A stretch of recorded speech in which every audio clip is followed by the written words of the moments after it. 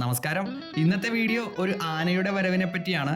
കാരണം കഴിഞ്ഞ കുറച്ച് മാസങ്ങൾ അല്ലെങ്കിൽ ആഴ്ചകളായിട്ട് ആനകളുടെ വരവിനെ പറ്റിയാണല്ലോ സോഷ്യൽ മീഡിയയിൽ മുഴുവൻ ചർച്ച നടന്നുകൊണ്ടിരുന്നത്.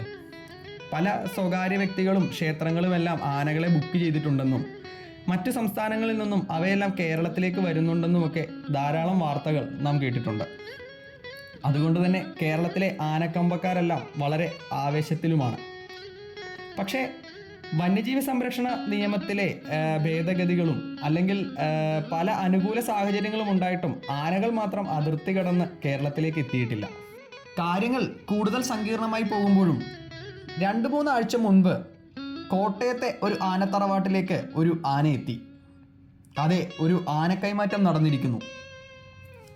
പുത്തൻകുളം ഷാജിയേട്ടൻ്റെ ഉടമസ്ഥതയിലുള്ള പഴയ മൂത്താൻ വനമോഹൻ എന്ന ആന അല്ലെങ്കിൽ പുത്തൻകുളം മോഹനകൃഷ്ണൻ എന്ന ആനയാണ് വേമ്പനാട് ഗ്രൂപ്പിൻ്റെ സ്വന്തമായത്. ഇപ്പോൾ അവൻ വേമ്പനാട് മഹാദേവൻ എന്നാണ് അറിയപ്പെടുന്നത്. ഓൾറെഡി വേമ്പനാട് ഗ്രൂപ്പിന് മറ്റു 2 ആനകൾ കൂടിയുണ്ട്. അത് വാസുദേവനും അർജുനനുമാണ്. അളവോ നിലവോ ഒന്നുമില്ലെങ്കിലും സൗന്ദര്യത്തിൻ്റെ കാര്യത്തിൽ, അഴകിൻ്റെ കാര്യത്തിൽ വേമ്പനാട് ഗ്രൂപ്പിലെ ആനകളെ വെല്ലുവാൻ മറ്റാനകളില്ല എന്ന് തന്നെ പറയാം.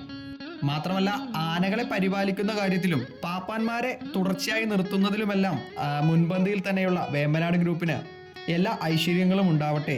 ഇനിയും ആനകളെ സ്വന്തമാക്കുവാൻ കഴിയട്ടെ എന്ന് ആശംസിച്ചുകൊണ്ട് ആനകളെ സംബന്ധിച്ച പുതിയ വാർത്തകളും വിശേഷങ്ങളുമായിട്ട് മറ്റൊരു വീഡിയോയിൽ കണ്ടുമുട്ടാമെന്ന പ്രതീക്ഷയോടെ നിർത്തുന്നു. നന്ദി, നമസ്കാരം.